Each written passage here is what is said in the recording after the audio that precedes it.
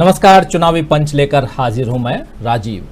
तो कल रात को दोस्तों जब हम इसी चुनावी पंच का कार्यक्रम समाप्त कर रहे थे, आप याद कीजिए, तभी पीएमओ की तरफ से यानी प्रधानमंत्री ऑफिस की तरफ से एक ट्वीट आया था जिसका जिक्र हमने किया था। उस ट्वीट में था कि प्रधानमंत्री नरेंद्र मोदी आज रात 8:45 बजे देश को संबोधित करेंगे।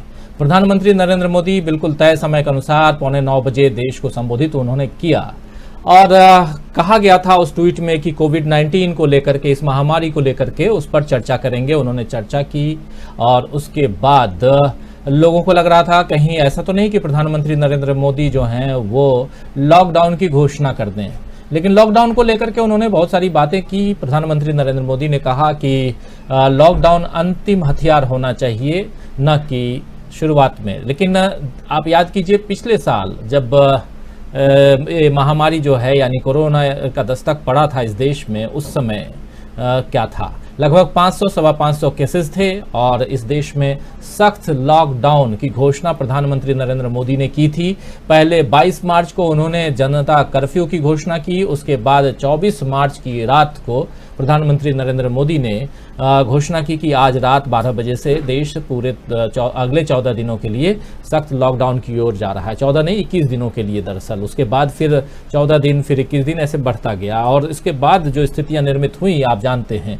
बहुत सारी बातें कल प्रधानमंत्री नरेंद्र मोदी ने की, खासकर कोरोना महामारी को लेकर के, कैसे बचें, क्या करें, ये तमाम बातें, एक दूसरे की मदद कैसे करें। युवाओं से उन्होंने आह्वान किया कि आप टोली बनाइए और लोगों को जागरूक कीजिए, और अगर आप लोग ही अगर जागरूक होंगे तो फिर कहीं भी लॉकडाउन की स्थिति यानी कि संपूर्ण बंदी की स्थिति की जरूरत नहीं महसूस नहीं होगी।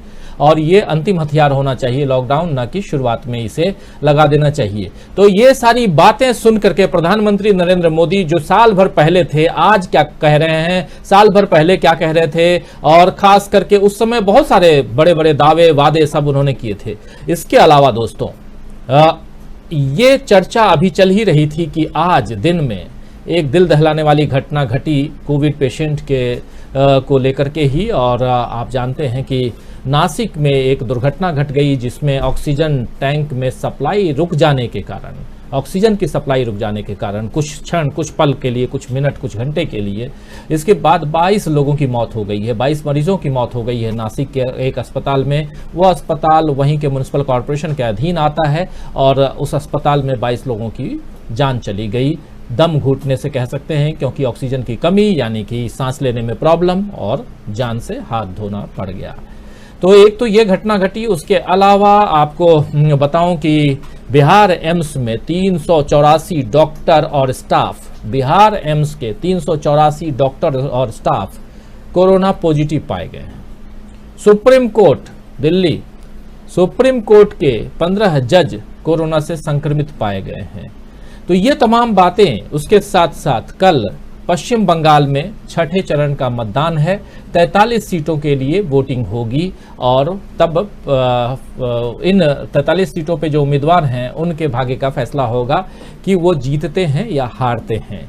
लेकिन वहां भी सब दमखम से लगे हुए हैं। इसी बीच एक एजेंसी को, न्यूज एजेंसी को, प्रियंका गांधी जो कांग्रेस की महासचिव हैं, प्रियंका गांधी वाड्रा, उन्होंने इंटरव्यू दिया है, उस पर भी चर्चा करेंगे उन्होंने क्या कुछ कहा है। और इसके साथ साथ कुंभ से लोग अब बाहर निकल रहे हैं, वहां भीड़ कम हो रही है, यानी कि हरिद्वार की बात कर रहा हूं, वहां हरिद्वार कुंभ से लोग बाहर आ रहे हैं, भीड़ कम हो रही है। और जो लोग बाहर निकल के आ रहे हैं वो कहां कहां कोरोना फैला रहे हैं, इस पर भी चर्चा करेंगे। तो बहुत सारी बातें, ऑक्सीजन की कमी यानी कि खासकर सड़क से लेकर के शमशान तक आप कहें तो पूरा का पूरा जो एक वातावरण है वो हाहाकार में बना हुआ है, यानी हाहाकार है इस वातावरण में, खासकर कोरोना को लेकर के। लेकिन हुक्मरान यानी कि देश के प्रधान जो हैं, जो अपने आप को प्रधान सेवक कहते रहे हैं, वो क्या कुछ कर रहे हैं, वो क्या समझा करके चले जाते हैं, इस पे ही चर्चा करेंगे। तो हमारे साथ तमाम साथी जुड़े हुए हैं, हमारे साथ बने हुए हैं अजय सिंह जी, आज बहुत दिनों बाद जुड़े हैं। अजय जी, आपका स्वागत करता हूं इस कार्यक्रम में। और स्वागत करता हूं भारत शर्मा जी, हमारे रोविंग एडिटर आपका। और अमलेंदु उपाध्याय हमारे ऑनलाइन एडिटर, आपका भी। तो तीनों हमारे वरिष्ठ सहयोगी, वरिष्ठ पत्रकार, आप तीनों का स्वागत है इस कार्यक्रम में। और स्वागत करता हूं दोस्तों, साथियों, शुभचिंतकों, आप सबका जो इस कार्यक्रम में अब तक जुड़ गए हैं, जुड़ने वाले हैं। और लगातार हम चर्चा कर रहे हैं। प्रोग्राम का नाम चुनावी पंच है, लेकिन इस चुनावी पंच में पंच जो है वो लगता चला जा रहा है कोरोना महामारी का। इसलिए चर्चा कोरोना पे करना लाजिमी है। इसलिए ये चर्चा हम कोरोना से शुरुआत करते हैं, कोरोना पे ही ऑलमोस्ट हम खत्म कर रहे हैं दोस्तों। तो स्थितियां ऐसी हो गई हैं, परिस्थितियां ऐसी हो गई हैं कि क्या करें, चर्चा करना वाजिब हो जाता है, जरूरी हो जाता है, इसलिए करना पड़ता है। हम चर्चा कर रहे हैं और साथ साथ जैसी स्थितियां निर्मित की जा रही हैं, देश में जिस प्रकार की स्थिति अभी बनी हुई है, प्रधानमंत्री नरेंद्र मोदी आज से साल भर पहले कुछ और कहते थे, आज कुछ और कह रहे हैं। लेकिन ऐसा क्या है, क्यों कह रहे हैं, इन्हीं सब पे चर्चा से शुरुआत करेंगे। प्रधानमंत्री हैं, देश के प्रधान हैं, और उनकी चर्चा न करें तो और किनकी चर्चा की जाए, क्योंकि कई लोग उनका अनुसरण करते हैं, कई लोग उनके दिखाए हुए रास्ते पे चलते हैं। तो उन राहों पे चलने से पहले ये भी सोचना होगा कि वो रास्ता कौन सा है, कैसा है। तो आइए सबसे पहले शुरुआत करते हैं। अजय जी, आपके पास आना चाहूंगा, बहुत दिनों बाद आए हैं, शुरुआत आपसे ही कि आखिर प्रधानमंत्री नरेंद्र मोदी कल जब आए भाषण देने, 8:45 बजे का भाषण, और उसके बाद क्या कुछ दे करके गए हैं, ये सब चर्चा सोशल मीडिया से लेकर तमाम जगहों पे हो रही है। लेकिन ओवरऑल इस भाषण को लेकर के आप क्या कहेंगे, आपके क्या विचार हैं? मैं इस बारे में बस इतना ही कहूँगा कि खाया पिया कुछ नहीं, बिलास तवा बारह। मतलब अब स्थिति ये थी कि लॉकडाउन की वो घोषणा कर नहीं सकते थे। दूसरी चीज ये थी कि उत्तर प्रदेश सरकार जो है, जब हाईकोर्ट ने उसको 5 जिलों में लॉकडाउन लगाने का आदेश दिया, तो उसको बचाने के लिए वो सुप्रीम कोर्ट चली गई। जब उनकी खुद की सरकार सुप्रीम कोर्ट में जाके उस ऑर्डर पे स्टे लगवा रही है, तो अब प्रधानमंत्री के लिए कहने के लिए भी कुछ नहीं बचता है। उन्होंने जहां पिछले बार जो है 500 और 1000 केसेस के ऊपर उनका कहना था कि यही एक विकल्प है, तो आज की तारीख में जो है वो आखिरी विकल्प बन गया। तो अब ये इसमें प्रधानमंत्री एक बड़े मजबूर से दिखे, लेकिन अब कुछ कहना था इसलिए वो 20 मिनट उन्होंने निपटाए। और उसमें ये भी कहूंगा कि उन्होंने वो टाइम जो चुना, वो उस टाइम पर भी ध्यान दीजिएगा। 8:45 से 9:05 वो 20 मिनट का जो टाइम उन्होंने लिया, उसमें भी वही देखिए कि आईपीएल का मैच हो रहा है और वो 8:45 पे जो है पूरा खत्म होती है और 20 ओवर, और अगला जो है 9:05 पे शुरू होता है। तो उस 20 मिनट को पूरा यूज किया उन्होंने। मतलब ऐसा ना हो कि आईपीएल देखने के चक्कर में अपनी टीआरपी गिर जाए। उसके अलावा मुझे मतलब उस भाषण में कुछ भी ऐसा नहीं था कि वो केवल एक कार्यकर्ताओं को, मतलब भाजपा कार्यकर्ताओं के लिए एक मोटिवेशनल स्पीच जरूर हो सकती है, बाकी हिंदुस्तान के लिए मतलब प्रधानमंत्री के हिसाब से उसमें कोई भी कैसा भी तथ्य नहीं था पूरी भाषण में। मैं ये कहना चाहता हूँ जी। तो देखिए, ये एक रिमार्केबल है जो अजय जी बता रहे हैं। 8:45 से, यानी कि 8:45 से 9:05, 20 मिनट का जो समय होता है आईपीएल में, ये ब्रेकिंग मतलब लंच टाइम कह लें, टी टाइम कह लें, क्योंकि 2020 का मैच है, 20 मिनट का बीच में गैप होता है। एक पारी खत्म होती है, दूसरी पारी की शुरुआत होती है। एक टीम अपनी पारी खत्म करती है, दूसरी टीम जो है वो 20 मिनट बाद अपनी पारी शुरुआत करती है चेज करने के लिए। तो दोस्तों, इस 20 मिनट का सदुपयोग करना चाहते थे प्रधानमंत्री नरेंद्र मोदी। पूरा का पूरा एक सिस्टम बना हुआ है कि किस समय लोग हमें सुनेंगे, और उस हिसाब से उन्होंने वो आकर के और खास करके जो करना था वो करके चले गए। यानी कि इंटरटेनमेंट का पूरा इंतजाम करके गए थे प्रधानमंत्री नरेंद्र मोदी। लेकिन उनको ये भी सोचना चाहिए कि आखिर सड़क से लेकर के शमशान तक हाहाकार क्यों है, इस पर तो कोई जवाब देकर आप जाते। आज लाइनें लगी हुई हैं शमशान पे, आज लाइनें लगी हुई हैं सड़कों पे भी। कल ही दोस्तों आपको दिखाया था कि कल ही, परसों रात को भी और कल दिन में भी मैं गया था आनंद विहार टर्मिनल, जहां की रिपोर्ट हम दिखा रहे थे आपको। और लोग जो हैं वो कैसे बिल्कुल भागे भागे अपनी अपनी बसों को पकड़ने के लिए बेताब थे, बेचैन थे कि किसी भी तरह चले जाएं घर। कईयों से जब पूछा गया कि आप क्यों जाना चाहते हैं, मात्र दिल्ली में 6 दिन का लॉकडाउन है, रुक जाइए, तो लोगों का कहना था कि हमें भरोसा नहीं है। ये 6 दिन, पिछली बार भी 21 दिन के बाद 14 दिन, उसके बाद 6 महीने तक हम लोग परेशान घूमते रहे, पैदल चलते गए, प्यासे मरते रहे, बहुत सारी चीजें हुई, क्या कुछ नहीं हुआ, वो मंजर सबको याद है। और जो भुक्तभोगी हैं उनमें से भी कुछ लोग दिखाई दिए, कुछ लोग मिले थे दोस्तों। तो ये जब स्थिति है तो सड़क से लेकर के शमशान तक, दूसरी तरफ शमशान की बात इसलिए कर रहा हूं क्योंकि वहां भी लाइनें लगी हुई हैं। हिंदू रीति रिवाज के हिसाब से आपको पता है कि शाम को सूर्यास्त होने के बाद लाशों को जलाया नहीं जाता, लेकिन आप जाकर के किसी भी घाट पर देख लीजिए दिल्ली के आसपास, चूंकि मैं दिल्ली में रहता हूं तो आसपास के घाटों पे कल रात को गया था, देखा सब जगह चिताएं जल रही हैं। ये अपने आप में दिल दहलाने वाली तस्वीरें हैं कि रात को भी यहाँ चिताएं जल रही हैं और आप देखेंगे हर जगह लाइनें लगी हुई हैं, एम्बुलेंसेज हैं और उसके अलावा लोगों की गाड़ियां हैं, भीड़ है। रात को 10-10 बजे आप जाकर देख सकते हैं। तो ये स्थिति है इस दिल्ली की। तो सड़क से शमशान तक अगर हाहाकार है तो इसके लिए जिम्मेदार कौन है? सरकार, आप हैं, और इस बात को समझना होगा। भारत जी क्या कहेंगे? बिल्कुल जो आप कह रहे हैं वही बात सच है कि जो व्यवस्थाएं हैं जिस तरीके से, उस तरीके से बिल्कुल मतलब हम ये मान सकते हैं कि इस सरकार ने इस तरीके का कोई विजन ही हमारे सामने पेश नहीं किया कि हम ये कह सके कि हाँ ये सरकार चलाने वाले लोग हैं। अब आप देखिए, एक केरल छोटा सा स्टेट है ना, उसके पास ऑक्सीजन सरप्लस है। वो जो सरकार है वो स्टेट जो है वो गोवा को, तमिलनाडु को, कर्नाटक को, इन स्टेट को ऑक्सीजन सप्लाई कर रहा है।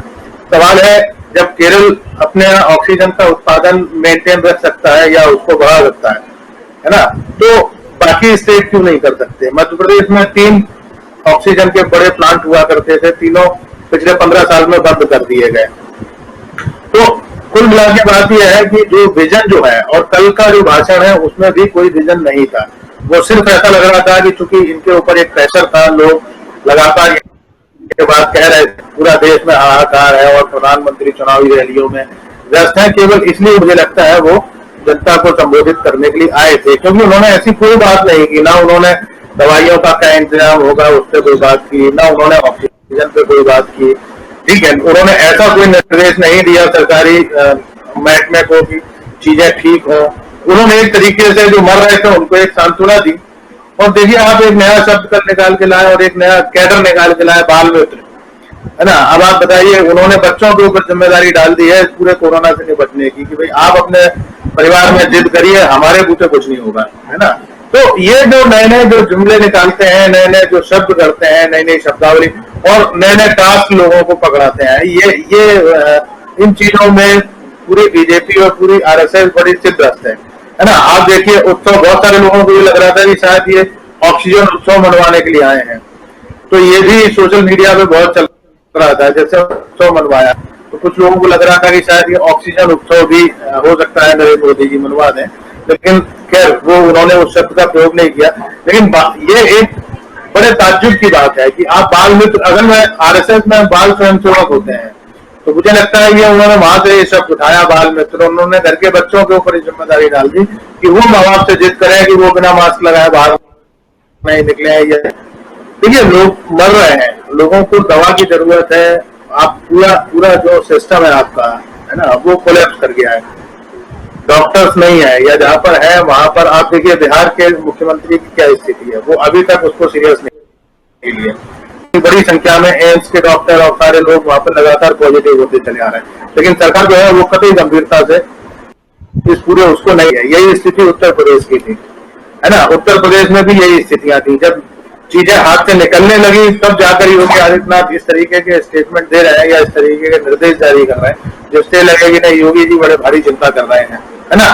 तो जो असल है। और दूसरी एक और चीज है कि जो डेटा हम लोगों को अभी बताया जा रहा है, असल में वो डेटा नहीं है। डेटा जो मौतों की संख्या है वो उससे कई गुना ज्यादा। आगे बता, भोपाल जैसी शहर के अंदर लकड़ियां कम पड़ गई हैं, बैतूल और होशंगाबाद से लकड़ियां मंगाई जा रही हैं डेड बॉडी को जलाने के लिए।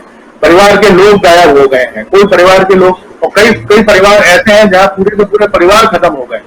हम लोगों ने इस तरीके की कहानियां, ये मैं कहानी इसलिए कहूंगा क्योंकि उस समय हम लोग थे नहीं जब प्लेग इस देश के अंदर फैला था। हमने तब ये कहानियां सुनी थी जब गांव के गांव खाली हो जाते थे, परिवार के परिवार खत्म हो जाते थे, है ना। तो ये हम लोग लगभग उसी स्थिति में 100 साल बाद हम उसी स्थिति में खड़े हुए हैं कि जो हम कहानियां सुनते थे, आज एक एक घर में 4-4 लोग, 5-5 लोग मर रहे हैं। बताइए, बनारस में अगर रिक्शे के ऊपर अगर माँ के सामने अगर बेटे की बॉडी पड़ी हो तो आप इन दृश्यों को आप क्या कहेंगे, है ना।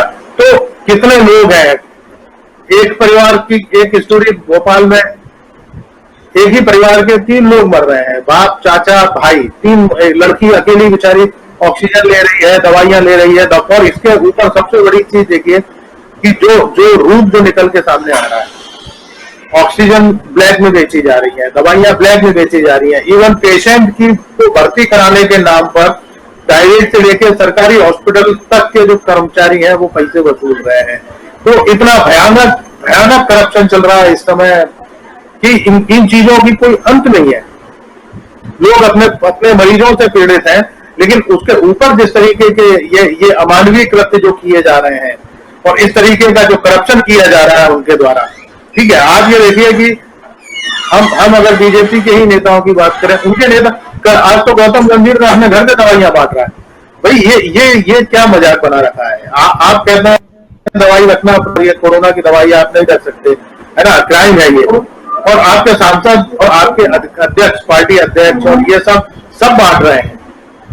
तो आखिर आपने क्या इस दिवाली को आपने क्या मजाक बनाया हुआ? आपको क्या लगता है कि ये दवाइयां बांटकर आप चुनाव में, आने वाले चुनाव में फायदा उठा लेंगे? आप लोगों को ये बता पाएंगे कि जब तुम मर रहे थे तो हमने दवाइयां दी थी, है ना? तो सरकार किसकी है ये? बिल्कुल, कई सारी बातें हैं। और जो गौतम गंभीर की बात आप कर रहे हैं, आप याद कीजिए कुछ दिन पहले ही राजस्थान से ऐसी खबर आई थी जिसपे पूछा गया, तो वहां के राजस्थान से नहीं, माफ करें, गुजरात से ऐसी खबर आई थी। मुख्यमंत्री से जब पूछा गया तो उन्होंने क्या कहा था, और उसके बाद किसी अखबार ने नंबर छाप दिया कि इस नंबर से कांटेक्ट कर लीजिए। तो स्थितियां वैसी ही हैं। आप समझ सकते हैं कि जब आप राजनीतिक लाभ लेने की कोशिश करते हैं तो क्या कुछ होता है, वो यहाँ साफ समझ में आ रहा है। और खासकर कोरोना के नाम पर भी अगर एक तरफ हाहाकार मचा हुआ है, जो कह रहा हूं कि सड़क से लेकर शमशान तक हाहाकार है, मरने से पहले और मरने के बाद हर तरफ यहाँ स्थितियां कैसी बनी हुई हैं, परिस्थितियां कैसी बनी हुई है, वो सब जान रहे हैं। और उसके बाद भी अगर आप राजनीति करने से बाज नहीं आते हैं तो क्या कहा जाए। और 20 मिनट का टाइम आप चूज करके आते हैं, तो वो 20 मिनट का समय जो है वो भी बिल्कुल आप फिक्स करके आते हैं कि हाँ ये 20 मिनट है, इस समय लोग आईपीएल से हटेंगे और मुझे देखेंगे, फिर आईपीएल में चले जाएंगे, चलो एंटरटेनमेंट करके एक एंटरटेन करके आ जाओ। वही हो रहा है देश में जो कुछ भी है। जिस समय 500 लोग थे उस समय आप लॉकडाउन लगाए, जिस समय अब 5 लाख लोग रोज होने वाले हैं, यही गति रही तो 20 दिन बाद अमलेंदु जी स्थिति रहेगी कि हम रोज गिनेंगे, आज 5 लाख 1, कल 5 लाख 50। लेकिन अब स्थिति है कि चलिए कोई बात नहीं, लॉकडाउन मत लगाइए, लेकिन कम से कम लोगों को मरने से तो बचाइए। लोग तो यहां मरे जा रहे हैं, लोगों के लिए अस्पताल में जगह नहीं है, लोगों के लिए अस्पताल में ऑक्सीजन नहीं है। आज ही खबर पढ़ रहा था अमलेंदु जी कि कई सारे अस्पताल दिल्ली के कह दिए हैं कि इतने घंटे तक हमारे पास ऑक्सीजन है। वो एक लिस्ट आ गई है कि इतने इतने घंटे तक के ऑक्सीजन है, अगर इसके बाद आप सप्लाई नहीं करते हैं तो खत्म, हम कुछ नहीं कर सकते। कई जगह तो ऑलरेडी सूचना छाप दी गई है, वहां टांग दी गई है कि इस अस्पताल में ऑक्सीजन नहीं है। उसके बाद कहा यह जा रहा है कि कोरोना में हर किसी को ऑक्सीजन की जरूरत नहीं होती है, कई लोग जो हैं बिना ऑक्सीजन के भी ऑक्सीजन की डिमांड कर रहे हैं। आखिर ये अफरा तफरी का माहौल क्यों है और आखिर ऐसी स्थितियां निर्मित क्यों हुई, ये बात भी तो सरकार को समझना और समझाना होगा जनता को। अमलेंदु जी, मुझे निश्चित तौर पर सरकार असल में कुछ समझाना नहीं चाहती और सरकार समझना भी नहीं चाहती। दिक्कत यही है क्योंकि सरकार वह हर मोर्चे पर एकदम बुरी तरीके से फेल हुई है और सिर्फ ये प्रचार जीवी उत्सव जीवी सरकार है। इसे सिर्फ प्रचार से और उत्सव मनाने से ही मतलब है, तो इसलिए ये केवल उत्सव मनाने में प्रचार में ही व्यस्त रहते हैं और सारा काम जो इनका प्रचार पर ही रहता है।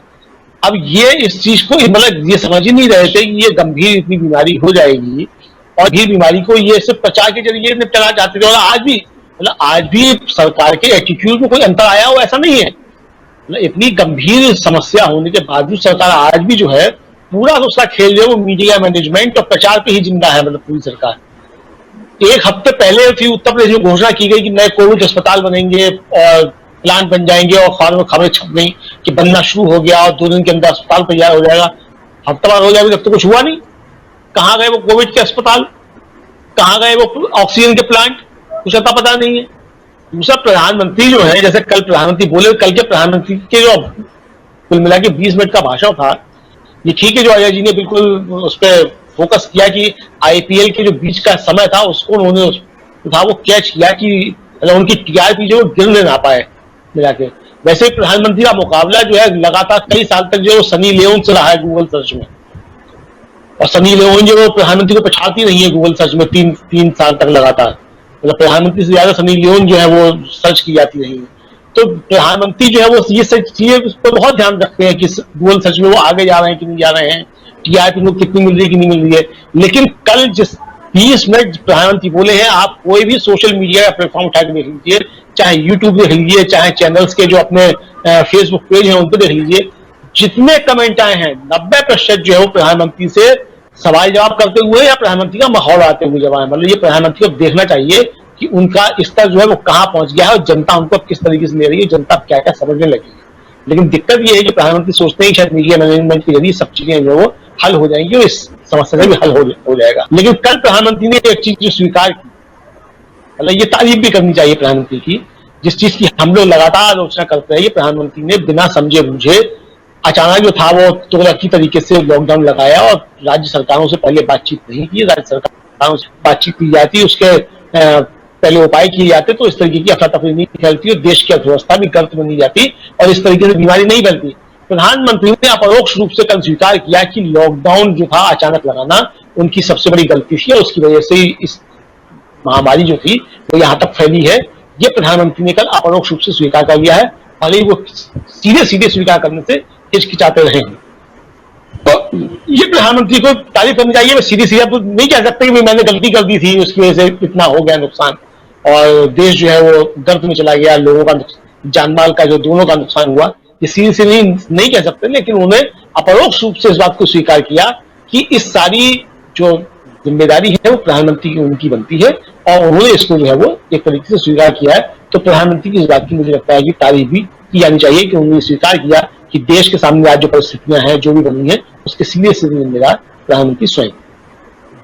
बहुत सारे साथी भी हमारे साथ बने हुए हैं, लगातार कमेंट कर रहे हैं, उनके कमेंट्स को लेना भी जरूरी है दोस्तों। और इसलिए और हमारे साथ बने हुए हैं अजय सिंह जी हैं, भारत शर्मा हैं, अमलेंदु उपाध्याय, तीनों अपने अपने विचार रख रहे हैं और खासकर जो परिस्थितियां बनी हुई हैं इस देश में कोरोना को लेकर के वो, और उसके अलावा सड़क से लेकर खासकर शमशान तक चारों तरफ हाहाकार, उसके बीच में चुनाव और चुनाव में भी राजनीति कैसी, उसका भी एक दृश्य बताएंगे। एक ऐसी खबर बताने जा रहा हूं थोड़ी देर में जिसे सुनकर के आप भी दंग रह जाएंगे कि आखिर राजनीति किस हद तक हो रही है और चुनाव आयोग क्या कुछ कर रहा है। लेकिन सबसे पहले दोस्तों आप लोगों के विचार रखना यहां पर जरूरी है। जाकिर खान हमारे साथ बने हुए हैं जो कह रहे हैं कि मोदी जी देश का क्या करके जाएंगे। मोहम्मद सरफराज आलम है जो कह रहे हैं PM should have announced the action guidelines and measurements taken by government of India.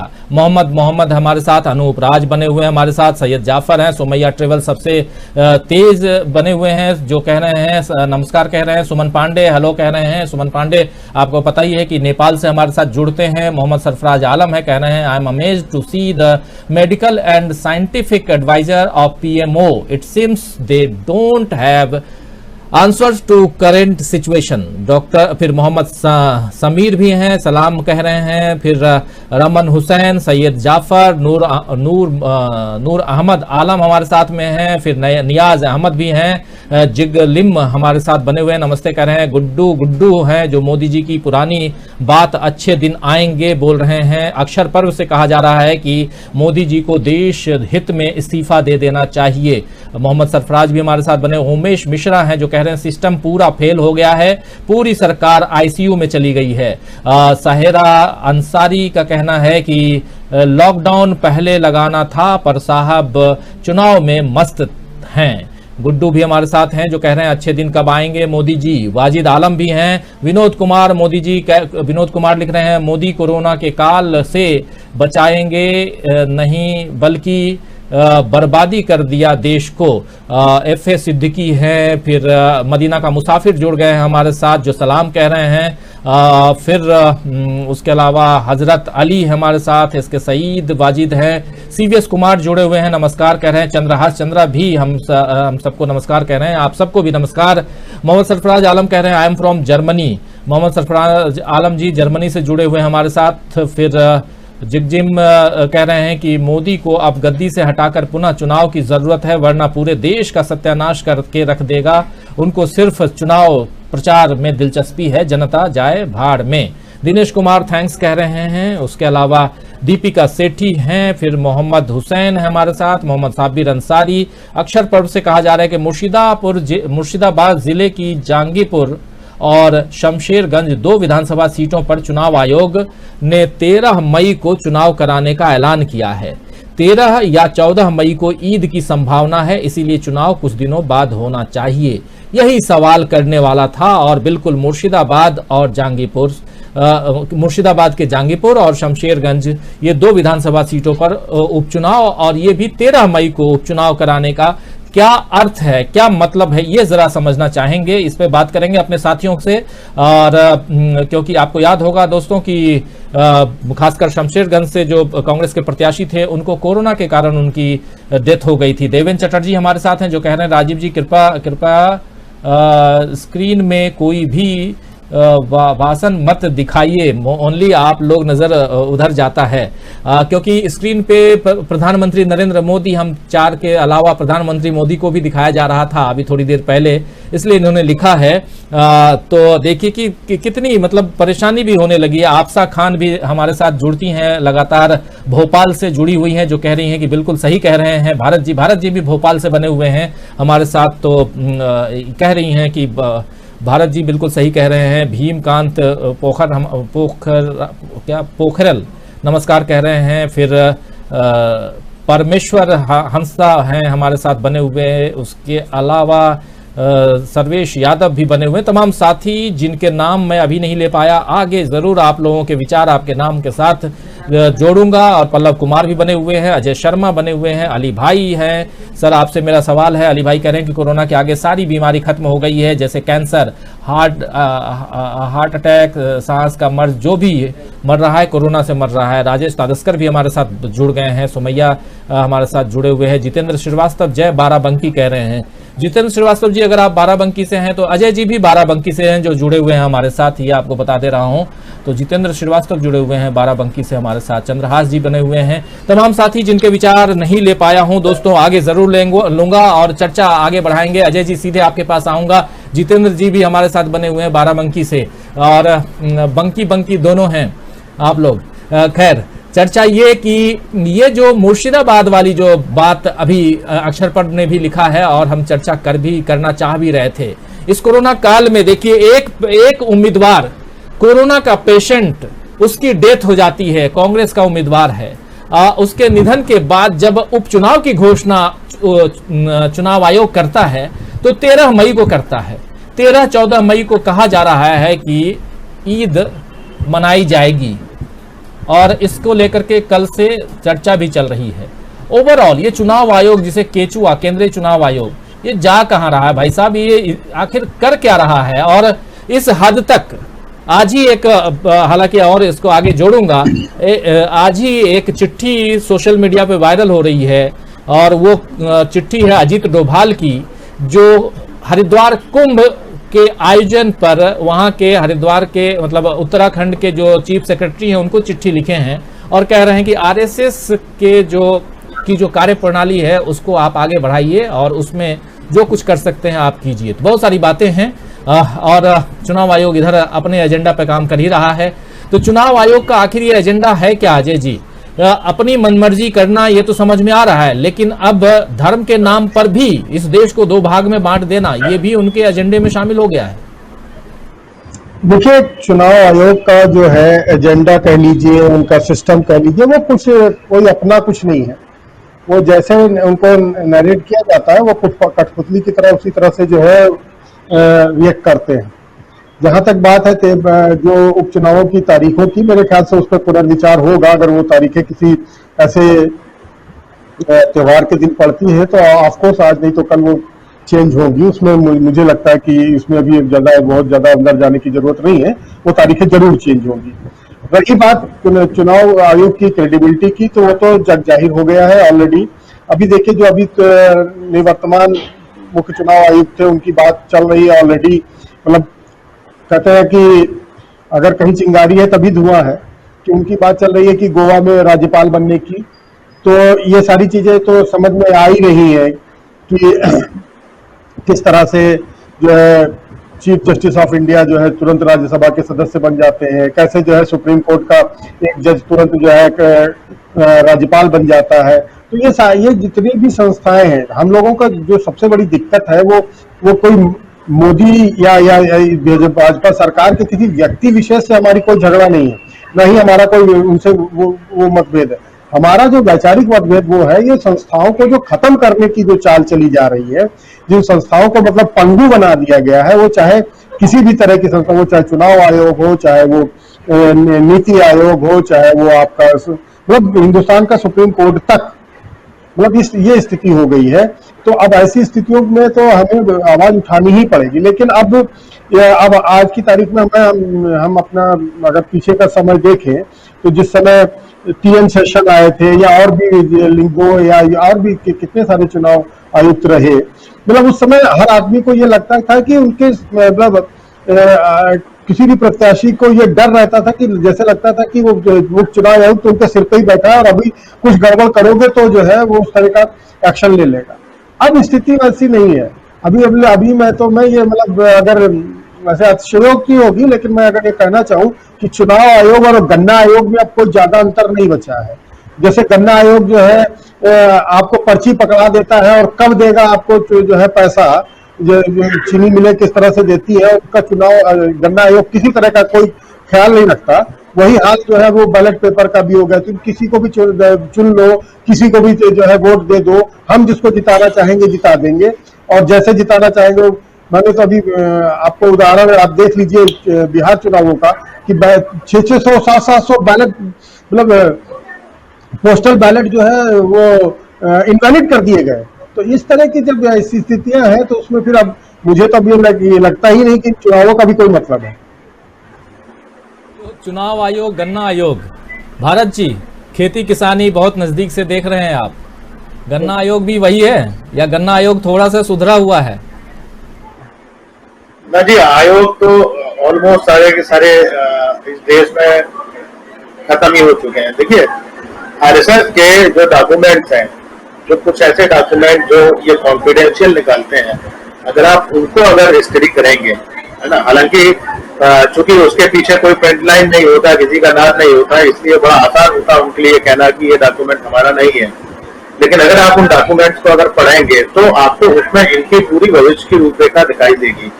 संस्थाओं को किस तरीके से खत्म किया जाए, पूरी सोसाइटी को किस तरीके से डिवाइड किया जाए, ये सारी चीजें आपको बड़े स्पष्ट रूप से उसमें दिखाई देती हैं और आपको उसका प्रत्यक्ष आपको ये हमारे सामने नजर आता है। देखिए, बीजेपी के लोग क्या करते हैं, ये एक मामला है। जो धार्मिक संस्थाओं का ये जो दुरुपयोग करते हैं वो अलग अलग मामला है। लेकिन मुख्य संस्थाओं को जिस तरीके से ये लोग बर्बाद कर रहे हैं, ठीक है, अगर IAS IPS ऑफिसर अगर खुलेआम अगर आरएसएस का समर्थन करते, आरएसएस के प्रचारक की तरह काम करने लगे, है ना। दिल्ली के मुखर्जी नगर में हम देखते हैं कि जो लोग IAS की तैयारी कर रहे हैं, उनके रहने खाने से लेके हर तरीके की व्यवस्था आरएसएस के लोग करते हैं, और ये सिर्फ इसलिए करते हैं जिससे एडमिनिस्ट्रेशन के ऊपर उनकी पकड़ बनी रहे। देखिए, जेएनयू से आरएसएस का झगड़ा क्या है? सिर्फ ये है कि वहां से निकलने वाला जो ब्यूरोक्रेट है वो आरएसएस के पकड़ में नहीं होता, वो अपने हिसाब से काम कर रहा होता है। इसलिए आरएसएस जैसे या AMU जैसे या वो जेएनयू जैसे, ये जो तमाम सारी जो यूनिवर्सिटीज हैं, ये इनके निशाने पर है। जहां पर थोड़ी बहुत दिक्कत दी जाती है, जहां पर भेड़ें पैदा की जा रही हैं जिन कॉलेजों में, वहां से इनको नुकसान नहीं है। तो ये वो जो भेड़ें हैं, है ना, जिनके ऊपर ये पिछले 50 साल से मेहनत कर रहे थे, वही भेड़ें आज हमको ऊपर दिखाई दे रही हैं, जो अलग अलग संस्थाओं में टॉप मोस्ट पोजीशन पर बैठ गई हैं आकर, और वो पूरे के पूरे इंस्टीट्यूशंस को बर्बाद करती चली जा रही है। तो ये जो इनका पूरा जो आरएसएस का जो जो एक जो प्लान है कि वो किस तरीके से किस पूरी सोसाइटी के ऊपर, पूरे देश की संस्थाओं के ऊपर कब्जा करेंगे, ये उसका हिस्सा है ना, जिससे हम लोग लड़ रहे हैं। वो चाहे फिर चुनाव आयोग की बात होती हो, चाहे वो पुलिस पूरे सिस्टम की बात होती हो। आप बताइए ना, पूरा पुलिस सिस्टम किस तरीके से काम कर रहा है। पूरे सीए में जो लोग आंदोलन में हिस्से में थे, मैक्सिमम लोगों को उठा के आपने यूएपीए में बंद कर दिया। अभी एक रिपोर्ट छपी है, भीमा कार्यगांव में जिन लोगों को पकड़ा गया है, उनके कंप्यूटर में फाइल फीड कराई गई हैकर्स को पकड़ के, जिसमें तमाम ऐसी चिट्ठियां डाली गई उसको डिस्कशन के अंदर, जो वो नक्सलियों से फंडिंग की बात कर रहे थे, जबकि उनका इन सब चीजों से कोई लेना देना नहीं था। आप उनको सबूत के तौर पर पुलिस एनआईए जो है वो उनको पेश कर रहा है ना। तो आप ये जो पूरा जो वो है चक्कर जो है पूरा है ना, वो उससे आपको ये बात समझ में आएगी कि ये जो पूरी संस्थाएं हैं किस तरीके से, और जो हम लोग जो पुलिस का जो रोल देख रहे हैं, चाहे वो दिल्ली दंगों में हो या उसके बाद हो, जिस तरीके से क्रिमिनल बिहेवियर पुलिस का है ना, जिस तरीके से हम जो मेरठ की घटना को जो याद करते हैं, जो पीएसी के जवानों ने जो हत्या की थी, आपको पूरे देश के अंदर आज पीएसी के जवान नजर आते हैं। पूरे पुलिस का इतना ज्यादा कम्युनलाइजेशन हुआ है पिछले 10 साल से, 15 साल से, जितनी पुलिस में भर्तियां हुई हैं, सब इन्होंने आरएसएस के स्वयंसेवकों की भर्ती कराई है। तो इसलिए जब आप संस्थाओं की बात कर रहे हैं, तो संस्थाएं तो पूरी की पूरी खत्म हो चुकी है ना। तो अब आपको आपकी जो लड़ाई है वो इस लोकतंत्र को बचाने की है। अब आप उसको कैसे बचाएंगे, वो मुझे लगता है कि उस पर बैठकर ही लोगों को चर्चा करना चाहिए। और लोग, बहुत सारे लोग जो अलग अलग हिस्सों में कोशिशें भी कर रहे हैं, चाहे वो किसान आंदोलन के बहाने हो रहा हो, चाहे वो सीए के नाम पर हो रहा हो, या भीमा कार्यगांव के नाम पर हो रहा हो, या तमाम दूसरे अलग अलग जो इनके नाम पर जो हो रहा है, वो लोकतंत्र को बचाने की लड़ाई है। लोकतंत्र को बचाने की लड़ाई। लेकिन इसी बीच राकेश टिकैत का भी एक बयान आया है, अमलेंदु जी, उनका कहना है कि कोरोना अगर हो गया तो हम कोरोना का इलाज यहीं कराएंगे, हम कोरोना लेकर गांव नहीं जाएंगे। तो एक तरफ किसान जो हैं वो, उसके अलावा संयुक्त किसान मोर्चा जो है वो भी कह रहा है कि इस लड़ाई में, कोरोना की लड़ाई में हम साथ देने के लिए तैयार हैं। लेकिन सरकार जो है वो तो किसी का साथ लेने के लिए तैयार नहीं है, लेकिन हाँ, बच्चों को आगे बढ़ाने के लिए तैयार बिल्कुल है। अभी आप बता भी रहे थे, जब हम चर्चा कर भी रहे थे, तो कल के प्रधानमंत्री नरेंद्र मोदी का बयान। लेकिन ओवरऑल जब हम बात कर रहे हैं कोरोना काल में, और ख़ासकर 2-3 खबरें हैं दोस्तों, वो भी बता देना चाहता हूँ। एक तो बिहार में जो पंचायत चुनाव होना था, उस चुनाव को टाल दिया गया है। अब बिहार का पंचायत चुनाव, अभी उसकी घोषणा नहीं होगी, क्योंकि इस समय स्थितियाँ बिहार की भी अच्छी नहीं हैं। वहाँ भी कोरोना के कारण काफ़ी परेशानी है, और उससे खासकर नीतीश सरकार जूझ रही है। जो पहले स्थिति थी पिछली बार, जो उससे भयावह स्थिति इस वक्त है। उसी तरह हम देख रहे हैं उत्तर प्रदेश में इस वक्त चुनाव हो रहे हैं, और खासकर पंचायत चुनाव 2 चरणों के मतदान हो चुके हैं, बाकी बचे हुए हैं वो करवा करके। और इस बीच जैसे 5 बड़े शहरों में लॉकडाउन की घोषणा यानी आदेश जारी किया था हाईकोर्ट ने, इलाहाबाद हाईकोर्ट ने, तो उसको भी, उस पर स्टे ले आए हैं माननीय योगी जी, खासकर सुप्रीम कोर्ट से। ये सब हम देख रहे हैं। लेकिन इस बीच जब पश्चिम बंगाल में चुनाव है, और उस चुनाव के 6ठे चरण का मतदान कल होना है, और उस मतदान से पहले 43 सीटों पे मतदान है दोस्तों, उससे पहले कई लोगों ने, मतलब अलग अलग पार्टियों ने ये तो कह दिया कि हम कट शॉर्ट कर रहे हैं। लेकिन मतदान जब साथ करवाने की बात आती है, जब मतदान ये तीनों, मतलब खासकर 6ठे, 7वें और 8वें चरण को एक साथ क्लब करके मतदान करवाने की बात थी, मांग थी, तो उसको चुनाव आयोग नहीं माना। उसके बाद चुनाव आयोग 2 उपचुनाव को 13 तारीख की घोषणा कर दी, उसको लेकर के भी बवाल मचा हुआ है। हालांकि अभी अजय जी बता भी रहे थे कि हो सकता है कि उस ढंग से क्लब हो, लेकिन मेरा सवाल यही है कि जब पहले से तय है, होली रहे या दिवाली रहे, ईद रहे, बकरीद रहे, पहले से तय है कि ईद या बकरीद, खासकर चांद देखने के बाद ईद मनाते हैं मुस्लिम भाई लोग, तो ये 13 को भी हो सकता है, 14 को भी हो सकता है, तो आप एक दिन पहले या एक दिन बाद में क्यों नहीं करवा सकते हैं? आप आखिर 13 तारीख की घोषणा पहले से कर दिए और ये बात तो बाद में पता चलेगी 1-2 दिन पहले, या हो सकता है कि 13 को ईद है कि नहीं है ये 12 के चांद को देखने के बाद ही पता। तो आप 13 तारीख की तैयारी तो करके रखे होंगे। तो सवाल यही है कि क्या जानबूझ करके आप ये कर रहे हैं? ये तो पूरा का पूरा अमलेंदु जी जानबूझ के ही तो किया नजर आ रहा है यहाँ पे। निश्चित तौर पर जानबूझ के नजर ही नहीं आ रहा, बल्कि जानबूझ के ही किया जा रहा है। मतलब एक नजर आना चीज अलग होती है और एक जानबूझ से किया जाना वो अलग। मतलब यहाँ नजर आने वाली कोई चीज नहीं है, साफ साफ स्पष्ट है कि ये जानबूझ के किया गया है।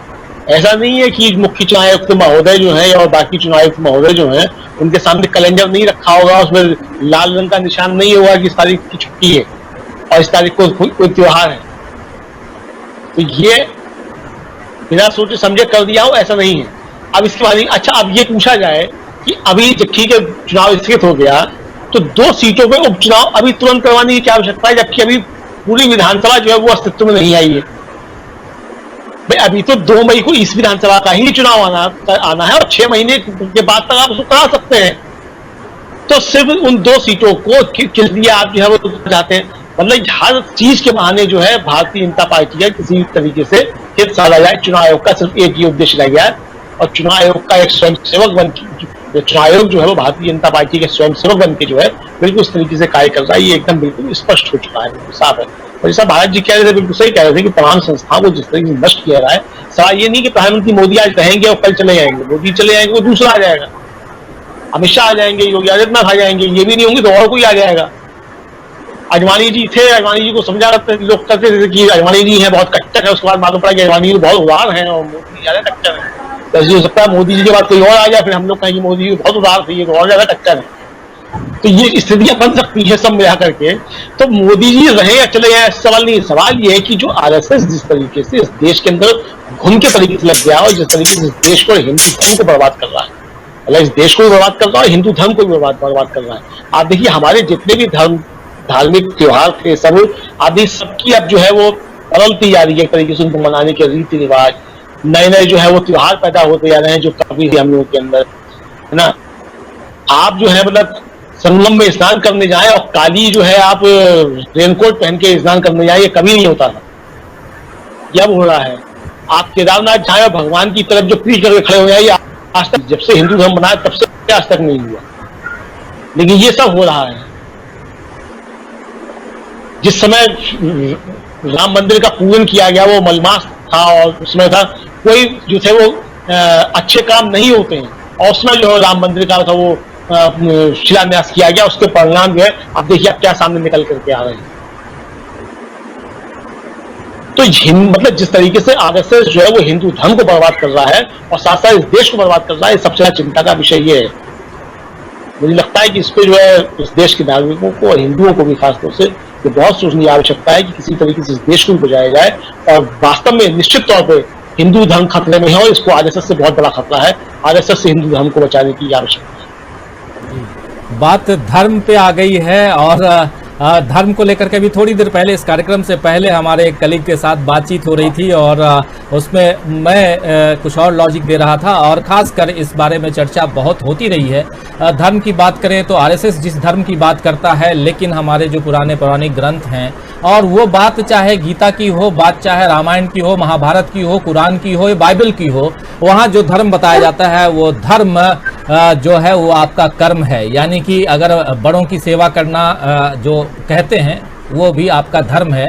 लेकिन यहाँ पे धर्म का मतलब सीधा है कि जय श्री राम कहो और जो मर्जी हो वो करो। ये धर्म अगर है, यही सिखाया जा रहा है तो ठीक है, सीखिए, करिए, ये आपकी मर्जी है। और आरएसएस हो या बाकी उसके नुमाइंदे, उनके फॉलोअर जो कर रहे हैं इस देश में, देश देख रहा है। ये देश ऐसा नहीं था, ये आप और हम बहुत अच्छी तरह से जानते हैं। हमारा देश लोकतांत्रिक ढांचे पे बना हुआ, संविधान को एक जो संविधान के निर्माताओं ने, नीति निर्धारकों ने जो संविधान की रचना की इस देश को बनाने में, इस देश को गढ़ने में, जो उन लोगों ने अपनी पूरी भूमिका अदा की, उसको समझना होगा। और हमारा फर्ज यही है कि उस संविधान की रक्षा करें, इस लोकतंत्र की रक्षा करें, देश हित में और जनहित में अपना काम करते रहे। यही शायद हमारा धर्म है। मेरे हिसाब से धर्म यही है अमलेंदु जी। और बाकी चीज़ें अगर आप दकियानुसी की ओर जाएंगे, आप अगर चाहेंगे जिस भी ढंग से कि हम ये करते रहें, वो करते रहें, पश्चिम की तरफ देख करके, पूरब की तरफ देख करके ये अनर्थ हो रहा है, ये कुछ और हो रहा है, तो ये करने दीजिए, ये करने दीजिए। और ऐसे लोग आज ही नहीं, ये पुरातन काल से ऐसे लोग भी रहे हैं इस धरती पे और इस देश में भी। लेकिन हमारा जो धर्म है वो हम करें। हमारा धर्म यही है, लोगों को एजुकेट करें। एक विचारों का मंच है ये चुनावी पंच, जिसपे हम जुड़ते हैं, हमारे तमाम साथी जुड़ते हैं, आप जैसे विचारवान लोग जुड़ते हैं और हम इस कार्यक्रम को करते हैं। और इस कार्यक्रम में कुछ न कुछ एक दूसरे को दे करके आगे बढ़ते हैं। और एक दूसरे का सिर्फ और सिर्फ मोदी सरकार की बुराई करना ही हमारा मकसद नहीं है, लेकिन जो सरकार में है, इस बात को भी समझना होगा, जिसके हाथ में ये देश है उसकी बातें तो करनी ही पड़ेगी और उसकी आलोचना भी करनी पड़ेगी अगर वो गलत करता है तो। और अगर कहीं गलती हो रही है, क्योंकि 1 साल का वक्त आपको मिला साहब, आपने कहा कि ये 14 दिन का लॉकडाउन सब कुछ ठीक हो जाएगा। आप उसके बाद आपने कहा 21 दिन का लॉकडाउन, और आपने कहा फिर 21 दिन का लॉकडाउन। आपने कहा कि चलो अब अनलॉक की प्रक्रिया शुरू करते हैं। सब कुछ करके देख लिए, लेकिन आप ना ऑक्सीजन के प्लांट लगाए, ना आप हॉस्पिटल बनाए, नहीं आपने अपनी ढांचागत जो पूरा का पूरा जो इंफ्रास्ट्रक्चर था उसको बुनियादी तौर पे मजबूत करने की कोशिश की। और जब बजट का समय आया तो उसमें आपने बजट भी नहीं बढ़ाया।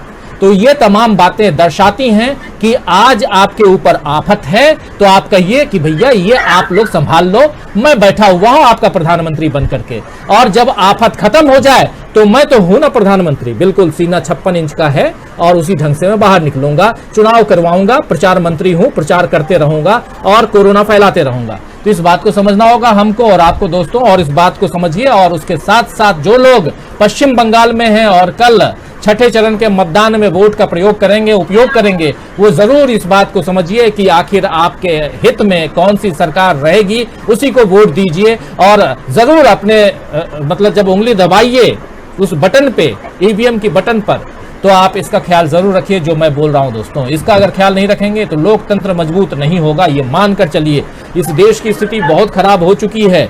और जैसा भी अमलेंदु जी बोल भी रहे थे कि कोई भी, चाहे मोदी रहे कि कोई और रहे, हो सकता है कल को इससे भी खराब कोई और प्रधानमंत्री आ जाए, कल को हो सकता है कि और भी बुरा दौर आ जाए, लेकिन जनता ही चुन करके लाती है, इस बात को समझना होगा। बढ़ेंगे आगे, बहुत सारे साथी भी हमारे साथ जुड़े हुए हैं जिनके विचार कुछ लोगों के रखना जरूरी है। सऊदी अरबिया से समीम अंसारी हमारे साथ जुड़े हुए हैं, अनूप कुमार जी, अनूप कुमार यादव बने हुए हैं हमारे साथ में, यूनिस बने हुए हैं, कौशल कुमार मीना बने हुए हैं, मदन लाल है, सुमन पांडे लगातार लिख रहे हैं कि सर क्या जो लोग मर रहे हैं सिर्फ कोरोना से मर रहे हैं, शुगर रोग, अस्थमा, कैंसर, एटीसी से भी तो लोग मरते हैं। 60-70% मरने वाले लोगों में और भी डिजीज शामिल है, क्यों हम सिर्फ कोरोना पर बात कर रहे हैं?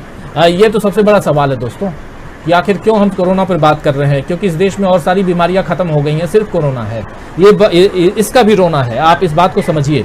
अफजल मोहम्मद हैं हमारे साथ, जाबिर आलम हमारे साथ बने हुए हैं, फ़हीम शाह बोल रहे हैं कि राजीव जी आपके माध्यम से पता चला कि सुप्रीम कोर्ट के जजों को कोरोना हो गया है, जायज कमाई खानी चाहिए, इंशाअल्लाह आपको और आपकी टीम को कुछ नहीं होगा। हम लोग बिल्कुल लगे हुए हैं, सब लोग देखिए, हमारे तमाम साथी जो इस वक्त जुड़े हुए हैं सब अपने अपने घरों से, अपने अपने दफ्तर से, दूसरे जगहों से जुड़े हुए हैं। स्टूडियो में मैं अकेला बैठा हुआ हूँ, सामने कैमरा है और आप लोगों के साथ चर्चा कर रहा हूँ दोस्तों। तो ये एक डिस्टेंस बना करके तो हम लोग हैं और बाकी इंशाअल्लाह भगवान चाहेंगे तो सब कुछ ठीक रहेगा। मोहम्मद आदिल है, तनवीर हमारे साथ हैं जो कह रहे हैं क्या इस वक्त बंगाल में चुनाव नहीं है क्या, उसे दाल नहीं देना चाहिए या फिर टाल नहीं देना चाहिए या फिर जनता को जागरूक नहीं करना चाहिए कि मास्क लगाओ। बिल्कुल सही कह रहे हैं, लेकिन चुनाव है, बंगाल में चुनाव है। असलम चिश्ती हमारे साथ जुड़ गए हैं जो कह रहे हैं कि देश के शिक्षक छुप कर पढ़ा रहे हों और नेता खुलेआम रैलियां कर रहे हैं, इससे बड़ा दुर्भाग्य क्या हो सकता है। बिल्कुल सही कह रहे हैं। इस्लाम अली भी हमारे साथ हैं जो कह रहे हैं कि लोकतंत्र और संविधान व अनेकता में एकता के मूल्यों को भाजपा पूरी तरह से नष्ट करने का प्रयास कर रही है। सुमन पांडे के विचार तो हम ले ही रहे हैं, इसके अलावा तमाम साथी, कई सारे साथी बने हुए हैं, जुड़े हुए हैं हमारे साथ, जो निजाम खान भी बने हुए हैं, फहीम शाह खान भी हमारे सारे धर्म अमन और शांति का संदेश देते हैं। आरएसएस का धर्म अलग है, बिल्कुल उसी धर्म की बात हम कर रहे थे। वीरेंद्र प्रसाद सिंह भी है, कह रहे हैं आरएसएस ही देश बचाएगा, थोड़ा मदरसे में भी झांक कर देखो। बिल्कुल वीरेंद्र प्रसाद सिंह जी, आपके ये विचार हैं। मदरसा ही नहीं, किसी भी कहीं भी अगर कट्टरपन है, कट्टरवाद है, तो उसकी मुखालफत हम करते हैं। आप ऐसा मत कहिए कि सिर्फ हम आरएसएस की बात करते हैं। अगर कहीं भी है, चाहे वो अगर फ्रांस की बात करें, आप याद कीजिए फ्रांस की घटना, आप याद कीजिए कई ऐसी घटनाएं हुई हैं अपने देश में, विदेश में, जहां भी ऐसी घटनाएं हुई हैं हम इसकी चर्चा जरूर करते हैं। वहां धर्म, यानी कि ये जो धर्म है, हिंदू, मुसलमान, सिख, ईसाई, ये धर्म आड़े नहीं आता हमारी बातों में, हमारे विचारों में।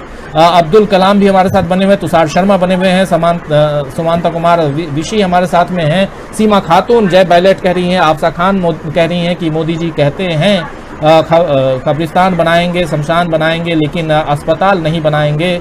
किसी की जान जाए या हिंदू मुसलमान जाए, लेकिन हम तो अपनी कुर्सी बचाएंगे। बिल्कुल सही कह रही हैं आफसा जी। जाबिर आलम भी बने हुए हैं, तमाम साथी। अब आप लोग बने रहिए, आप लोगों के विचार जो हैं वो हम देश दुनिया तक पहुंचा रहे हैं। जल गुर्जर भी हैं, आप गुड राजीव जी कह रहे हैं, तमाम विनोद मोर्चे भी हमारे साथ हैं, निज़ाम खान भी बने हुए हैं, इम्तियाज आलम मोहम्मद बने हुए हैं, मोहम्मद फैज़ान हैं, तुषार हैं। तो दोस्तों अब फिर चर्चा को आगे बढ़ाएंगे। भारत शर्मा, अजय सिंह जी, अमलेंदु उपाध्याय हमारे साथ बने हुए हैं, चर्चा कर रहे हैं।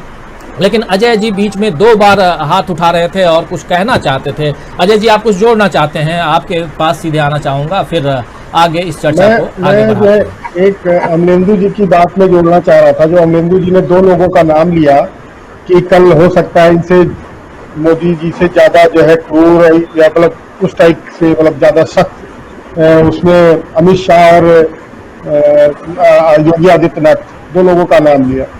मैं मतलब अपनी समझ से ये क्लियर करना, मतलब मेरी समझ में इसलिए क्लियर है कि योगी आदित्यनाथ या अमित शाह ये दोनों इस कुर्सी पर कभी नहीं बैठ पाएंगे, क्योंकि इसमें सबसे बड़ा कारण है। कारण क्या है कि जो ये सारा मैकेनिज्म है ये आरएसएस का है, और अमित शाह और योगी, शायद बहुत लोगों को ये जानकारी ना हो, ये 2 लोग आरएसएस पृष्ठभूमि से नहीं है, इसलिए ये लोग वहां तक पहुंच पाएंगे, मुझे इसमें संदेह है। पहली बात।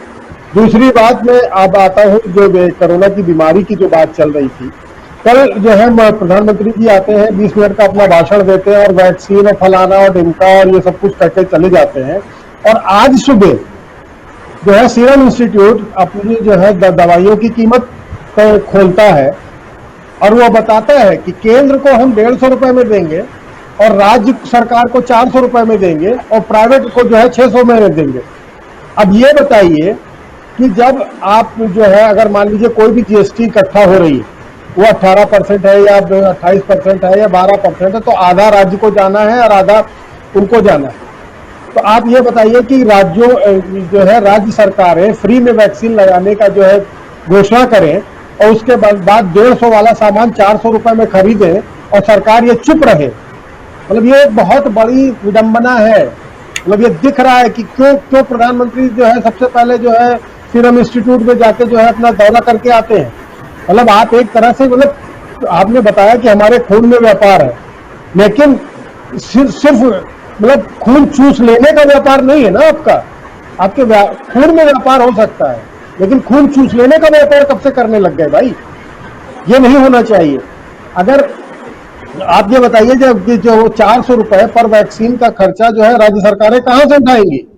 आपने तो ये जो है जिम्मेदारी राज्य सरकारों पर डाल दिया कि आप चाहे तो इससे ले लो, अपने आप नेगोशिएट कर लो, फल्ला कर लो, ढिमका कर लो। ये सब क्या, मतलब कोई स्ट्रेटेजी नाम की चीज ही नहीं है। एक तरफ आप कहते हो कि जो है हम जो भी कोरोना से की लिए जरूरी दवाएं हैं उन पे हम उनका जो है लेखा जोखा रखेंगे। दूसरी तरफ आप कहते हो कि जो है जाके आप लोग डायरेक्ट जो है डील कर लो, जितने में मिले उतने में ले लो और जो है जैसे लगवाना है वैसे लगवाओ। तो ये मतलब एक मतलब कोई कंट्रोलिंग सिचुएशन नहीं है, कुछ कोई मैकेनिज्म नहीं है। इस तरह से कैसे ये देश चला रहे हैं, मतलब बहुत ही स्थिति जो आज की है अभी, मैं ये कह सकता हूं कि अभी कोलैप्स नहीं हुई है, लेकिन वो बढ़ उसी ओर रही है, मैं ये कहना चाहता हूं।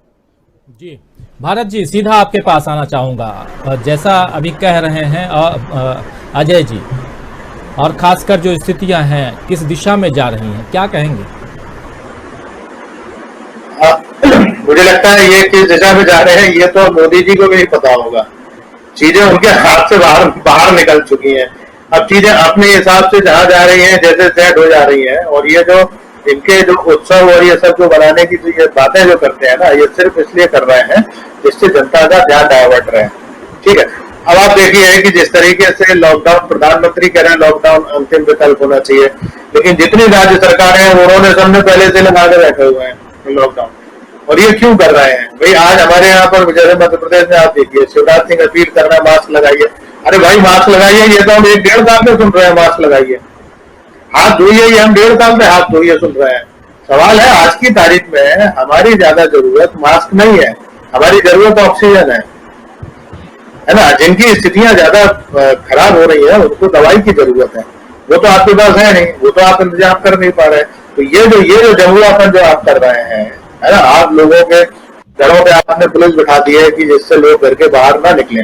अब आप ये देखिए कि जिस तरीके की बैरिकेडिंग भी ये लोग करते हैं, है ना, आपको पूरे शहर का चक्कर कटवा देते हैं। अगर किसी मरीज को अगर आपको हॉस्पिटल तक पहुंचाना है तो उसके लिए आपको कम से कम 10 से 15 किलोमीटर एक्स्ट्रा चलना पड़ेगा। उस स्थिति में क्या हो, आप ये समझिए कि किटा खत्म हो गई इनके पास, ये लोग जांच नहीं कर पा रहे हैं। लोग आके, जो बीमार आदमी है वो 3-3, 4-4 घंटे सेंटर के बाहर बैठा रहता है जांच कराने के लिए, ऐसी धूप में। आप बताइए आप क्या कर रहे हैं लोगों के साथ? आप उन्हें ठीक कर रहे हैं या आप उनको मारने का इंतजाम कर रहे हैं? और उसके बाद जब आप ये सारी व्यवस्था नहीं कर पाते तो आप बिल्कुल एक उदास सा मुंह बना के आ जाएंगे। ये हमारे यहाँ शिवराज सिंह तो बस यही अपील करते रहते हैं कि आप तो मास्क लगाइए। अरे भाई साहब, हमारे को क्या करना है ये तो बता रहे हो, लेकिन आपको क्या करना है वो भी तो आप तय करिए। तो कुल मिला के बात यह है कि ये जो चीजें हैं असल में इनके हाथ से सारा कुछ निकल गया है ना। अब तो यह है कि जैसे जैसे चलेगा, वैसे जैसे मैंने आपको अभी बताया था कि हम जो फ्लैग के समय के किस्से सुनते थे, 1/3 आबादी उस समय मरी थी देश की। आप कल्पना करिए, हम लोग आज उसी स्थिति में खड़े हुए हैं, है ना। आज भी हमारे पास जो इंफ्रास्ट्रक्चर 70 साल में आजादी के बाद जो होना चाहिए था वो बिल्कुल, और जो नेहरूवियन एरा में जो तैयार आपने किए भी थे। देखिए हमने सेकेंड वर्ल्ड वॉर में पूरे दुनिया को टीके सप्लाई किए थे, और उन टीके की तीनों के 3-4 जो बड़े कारखाने थे इस देश के अंदर वो सब बंद कर दिए गए, है ना। तो ये जो चीजें हैं ये मजाक है इस देश के लोगों के साथ। और सवाल यही है कि जब इन चीजों के खिलाफ आवाजें उठाई जा रही थी तब ये इसी देश के लोग उनको आतंकवादी और देशद्रोही बोल रहे थे। तो सवाल यह है कि लोगों को भी इस बात को रिलेट करना पड़ेगा कि उनकी जरूरतें क्या है ना। आप भी कि आप राम का मंदिर बना रहे हैं, आप चंदा कर रहे हैं, वो उसकी व्यवस्थाएं तो आपके पास है। आप इस लॉकडाउन में भी आप शिलाएं बना रहे हैं और वो शिलाएं वहां पहुंच रही हैं, लेकिन आपने एक भी ऑक्सीजन का आपने कोई ऐसा कारखाना नहीं लगाया कि अगर आपको जरूरत पड़े तो आप इमरजेंसी में उससे ऑक्सीजन ले सकें। आज राज्यों में लूट मची है। आज हरियाणा वाले कह रहे थे कि उनकी दिल्ली वाले लूट रहे हैं ऑक्सीजन, मध्य प्रदेश की ऑक्सीजन गुजरात वालों ने लूट ली, कर्नाटक वालों ने लूट ली। तो अब हालत ये हो रही है कि जहां पुलिस वाले ऑक्सीजन का टैंकर देख रहे हैं वही खाली करा देते हैं, है ना। तो स्टेट गवर्नमेंट तक नहीं आ रहा है और एक भयानक स्थितियां होती चली आ रही है। लूट हो गई है पूरी सर व्यवस्थाओं की। अलग अलग व्यवस्था, जैसी व्यवस्था बननी चाहिए। अजय जी कुछ कहना चाह रहे हैं? ऑक्सीजन के मुद्दे में मैं ये कहना चाह रहा हूं कि ऑक्सीजन की देश में कोई कमी नहीं है, क्योंकि इंडिया अपना बहुत बड़ा ऑक्सीजन का उत्पादक है। ऑक्सीजन की कमी नहीं, मतलब जितनी हमको जरूरत चाहिए शायद उससे 2 गुना 3 गुना ज्यादा हमारे पास ऑक्सीजन है, लेकिन उसका डिस्ट्रीब्यूशन इतना खराब है इस समय कि आप ये बताइए, क्योंकि केवल मैं पुराना आंकड़ा दे रहा हूं पिछले साल का, कि केवल 15% ऑक्सीजन जो है वो केवल जो है अपने हेल्थ सेक्टर में यूज होती है, बाकी 85% ऑक्सीजन जो है बाकी सारे उद्योग धंधों में यूज होती है।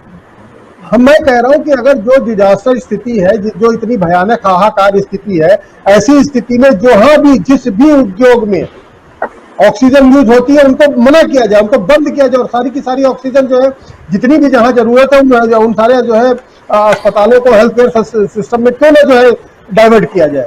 लेकिन वही है कि विजन की दिक्कत है, जब विजन ही नहीं है तो फिर ऐसी ऊहापोह की स्थिति तो रहेगी। साथी भी बने हुए हैं, कुछ एक कमेंट, इंपॉर्टेंट कमेंट है, लेना जरूरी है। निजाम खान हमारे साथ बने हुए हैं, तुषार शर्मा है, असलम चिश्ती कह रहे हैं कि बस 2-4 बरस की बात है, उसके बाद अंधभक्त भी भूख लगने पर गूगल से पूछेंगे भंडारा कहाँ कहाँ हो रहा है। भवानी शंकर मिश्रा भी हैं जो कह रहे हैं कि vaccine give to open market, all ready to purchase, politics will finished. Firdaus Alam हमारे साथ बने हुए हैं, सही बोले, खून चूसना ही नहीं इनकी खून में है। कौशल कुमार मीना, तुषार जी रिलैक्स्ड कह रहे हैं, मोहम्मद तस्लीम हैं, मदन लाल जी जुड़े हुए हमारे साथ जो लिख रहे हैं, राजीव जी मैं धर्म की बात कम करता हूं, आपने जय श्री राम का जो तो जिक्र किया, लेकिन जो अल्लाह अकबर कहकर किसी का गला काट दें, बम से उड़ा दे, हमला कर दे, वो कौन सा धर्म है? आप किसी के धर्म की बात मत करो, आगे अब आगे क्या? बिल्कुल सही कह रहे हैं मदन लाल जी। देखिए, धर्म के नाम पर चाहे जय श्री राम कह करके, चाहे अल्लाह अकबर कह करके, या लॉर्ड कह के, गॉड कह करके, जो भी जीसस क्राइस्ट कह करके, कुछ भी कह करके आप अगर गलत कहते हैं, गलत करते हैं तो ये गलत है। और उसके लिए मैं ओपन मंच पे कह रहा हूं कि ये मैं भी मानूंगा, मैं भी कहूंगा कि ये गलत है।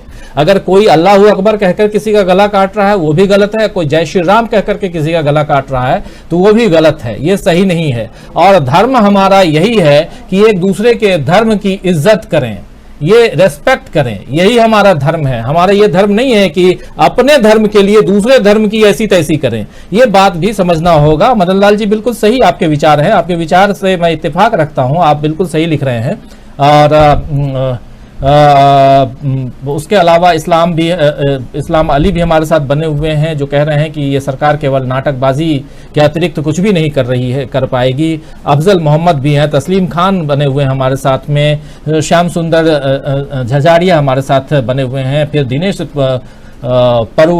परुल गुलिया बने हुए हैं जो कह रहे हैं निकम्मी, बेशरम, झूठी, जुमलेबाज, तानाशाह, बदतमीज, निर्लज और गोदी मीडिया द्वारा संचालित, पोषित और प्रचारित सरकार है हिंदुस्तान की। कितने सारे उपमाओं के साथ लिखा है दिनेश जी ने। खैर, इसी तरह काफ़ी तमाम हमारे साथी श्याम सुंदर जी हैं जो गुड राजीव जी कह रहे हैं, फिर एफएस इंडियन जो हैं वो कह रहे हैं इंडिया में कोई अल्लाह अकबर बोलकर किसी का गला काटा है, ये पूछ रहे हैं। बिल्कुल अमरुद्दीन खान गलत ही है कह रहे हैं, बिल्कुल वही बात मैं भी कह, सुमैया जी कह रहे हैं कि मोदी जी को क्रिस फिल्म देखना चाहिए कि वायरस को खत्म कैसे करते हैं। बिल्कुल प्रदीप शर्मा है जो कह रहे हैं धर्म हमारा इंसानियत है। बिल्कुल प्रदीप जी, यही बात मैं भी कह रहा हूं कि धर्म जो है वो इंसानियत है, इससे बड़ा धर्म नहीं है। प्रकाश चंद्रा हैं जो कह रहे हैं पीएम से कहूं इस्तीफा दे दें,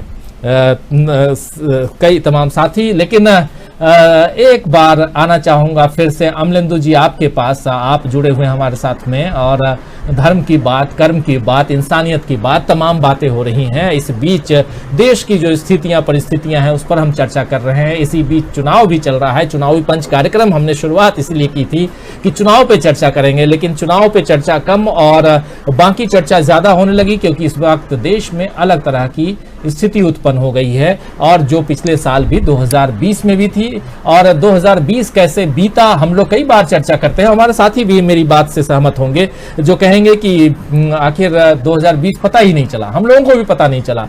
और 2021 का देखिए, 2021 का अमलेंदु जी चौथा महीना गुजर रहा है, अप्रैल का महीना गुजर रहा है, यानी कि हम लोग 1/3 बिता चुके, 1/4 बिता चुके हैं। अब 8 महीना और बचा है। ये भी 2021 भी क्या ऐसे ही चला जाएगा और हम ऐसे ही कोसते रहेंगे अपनी सरकारों को। देखिए, कोसना नहीं चाहिए था हमको अपनी सरकारों को। क्योंकि हम लोग सिर्फ सरकारों को कोसने के लिए नहीं बने थे, लेकिन अगर सरकारें काम ना करें तो कोसना भी पड़ेगा सरकारों को। और चूंकि सरकारें चुनी हुई हम लोगों की ही है, मतलब जनता ने ही सरकारें चुनी है, और सरकारें जो है आसमान से उतर के नहीं आ गई। मतलब वो चीज अलग की है कि ईवीएम पे दोष है या बूथ कैप्चरिंग पे दोष है, वो चीज अलग की है, लेकिन जो भी सरकार है वो डेमोक्रेटिक प्रोसेस के जरिए ही चुन करके आई है। तो इसलिए जिम्मेदारी उस सरकार की है, इसीलिए उस सरकार पर सवाल उठाना हमारी जिम्मेदारी है, क्योंकि सरकार हमने जो था वो व्यापार करने के लिए नहीं चुनी थी। सरकारें जो चुनी जाती हैं वो व्यापार करने के लिए नहीं चुनी जाती है, उसके लिए हम किसी कंपनी को चुन सकते हैं, किसी कंपनी का सीईओ बना सकते हैं। सरकारें जो है वो देश चलाने के लिए होती है, राज्य चलाने के लिए होती है, प्रशासन चलाने के लिए होती है। और अगर अपने मूलभूत काम में सरकारें फेल हो जाएं तो निश्चित तौर पर सरकारों को कोसना भी पड़ेगा और सरकार भी करने पड़ेंगे, और सरकारों की जवाबदेही तय भी करनी पड़ेगी। और सरकारें अगर नहीं सुनेंगी, सरकारें अगर अपनी हथकंडी पर अड़ी रहेंगी, तो इन सरकारों को गद्दी से उतारना भी जो है इस जनता का अपना धर्म होना चाहिए। इसलिए जो है हमें सरकारों को कोसने की आवश्यकता पड़ रही है, चूंकि ये सरकार जो है वो बुरी तरीके से, जो 70 सालों में ये ऐसी पहली सरकार है जो संकट के समय बुरी तरीके से फेल हुई है, और इसने अपनी कोई जिम्मेदारी अभी तक अपनी तय नहीं की है। और सरकारें अगर होती हैं तो अपनी जिम्मेदारी कबूल भी कर लेती है, जिम्मेदारी कबूल नहीं करती तो प्रयास करती है कम से कम कि बिगड़ती हुई स्थितियों को किस तरीके से संभाला जाए। लेकिन ये सरकार जो ना तो बिगड़ती हुई स्थितियों को संभालने को तैयार है और ना अपनी जिम्मेदारी महसूस करने को तैयार है। मतलब आज भी आप देखिए सरकार से जुड़े हुए लोगों के जो बयान जिस तरीके से आते हैं, आप देखिए पूरे सब, तो वो किस तरीके के आ रहे हैं। आज ही मैं देख रहा था, कल के हरियाणा के मंत्री हैं अनिल विज, उनका बयान था कि राहुल गांधी जो है वो कोरोना पे बहुत कोस रहे थे, इसलिए वो कोरोना पीड़ित हो गए, हम उनका अपने यहाँ इलाज करा देते हैं। अब पूछा जाए प्रकाश जावड़ेकर हो गए, फिर आप वो किस लिए हो गए, संतोष गंगवार किस लिए हो गए। तो ये स्थितियां जो है, मतलब ये इस सरकार और सरकार से जुड़े लोग जो है ये अपनी जिम्मेदारी बिल्कुल महसूस नहीं करते, और जिम्मेदारी बल्कि महसूस नहीं करते, उल्टा जो है जनता को दोषी ठहराने की कोशिश करते हैं। समस्या ये है। वैसे भारत जी कह रहे थे ये लगातार कहा है कि मास्क लगाओ मास्क लगाओ, ठीक है, ये मास्क लगा रहा है, जनता मास्क लगा रही है। आपने क्या किया साल भर तक? आपने कितने ऑक्सीजन के प्लांट लगाए, आपने कितनी नई भर्तियां की, आपने कितने नए कोविड के अस्पताल बनाए? इसका जवाब कोई नहीं है। प्रधानमंत्री आगे 20 मिनट का भाषण तो फेल देंगे, क्योंकि उनका भाषण जो वही उनका जीवन है, वही उनके जीवन का सारांश है। उनके जीवन में भाषण के अलावा कुछ है ही नहीं। लेकिन प्रधानमंत्री को सोचना चाहिए, भाई कल आप जो किसी चुनावी जनसभा को संबोधित नहीं कर रहे थे, आप जो लफाजी 20 मिनट करके गए हैं इस देश की जनता के सामने, आपको बताना था कि इस समस्या से निपटने के लिए आपकी सरकार क्या कर रही है, आपने अब तक क्या इंतजाम किए और आगे आप क्या इंतजाम करने वाले हैं। आप 20 मिनट के भाषण में मुझे बता दीजिए एक शब्द प्रधानमंत्री का जो है कि आगे आने वाले समय में ये सरकार क्या करेगी, किस तरीके से समस्या पर निजात पाएगी, तो नए अस्पताल खुलेंगे, किस तरीके से नई भर्तियां होंगी। अभी जब ये जब संकट का समय है तो ये समय होना चाहिए था कि आप जितने प्राइवेट अस्पताल हैं, जितने बड़े बड़े होटल हैं, आप सबको जो थे एक्यूपाई करते और उनको आप अस्पताल बनाते कोविड के स्पेशल। जो सरकारी जो निजी अस्पतालों में कर्मचारी हैं आप उनको सरकार में शामिल करते। तो आप ये ना करने के बजाय बल्कि जो संसाधन है आप उनको बेचने की तैयारी कर रहे हैं और बेच रहे हैं कुल मिला करके। तो इसलिए इस सरकार पे जो सवाल उठने का आ रहा है। और जहां तक ऑक्सीजन का सवाल है, हम लोग एक चर्चा पे भूल गए कि आज ही प्रियंका गांधी ने एक ट्वीट किया है इस ऑक्सीजन को लेकर के। और प्रियंका गांधी का ट्वीट है कि 2019-20 में निर्यात 4,503 मीट्रिक टन था, जो 2020-21 में बढ़कर 9,300 मीट्रिक टन हो गया है। हमारे पास ऑक्सीजन की कमी नहीं है, सबसे बड़े निर्माता हैं, और हम महामारी के खतरे के बावजूद निर्यात दोगुना हो गया है। ऑक्सीजन की कमी के कारण मृत्यु के लिए कौन जिम्मेदार होगा? तो जिस ऑक्सीजन की कमी की लगातार बात की जा रही है, देखिए, और इस ऑक्सीजन की कमी के बीच में कितना बेशर्मी का बयान जो है पीयूष गोयल का आता है कि राज्य जो है अपने ऑक्सीजन के मांग को कंट्रोल करें। यानी अब आप तय करेंगे लोगों की सांसों पे जो आप पहरा लगाएंगे कि आप इससे ज्यादा सांस मत लीजिए। जब इस तरह के बेशर्मी के बयान जब मंत्रियों के आएंगे तब क्या सवाल नहीं उठेंगे? मंत्रियों से सवाल नहीं उठेंगे सरकार पे? निश्चित तौर पर उठेंगे। और मंत्रियों को तो अपनी से बाहर आना चाहिए। जनता के प्रति उनकी जिम्मेदारी है, और इस जनता को मजबूर मत कीजिए कि वो आपसे सवाल करने के लिए सड़कों पर उतरे। आपकी जिम्मेदारी सरकार को चलाना है, आपकी जिम्मेदारी जो है समस्या से निपटना है, समस्या का समाधान करना है।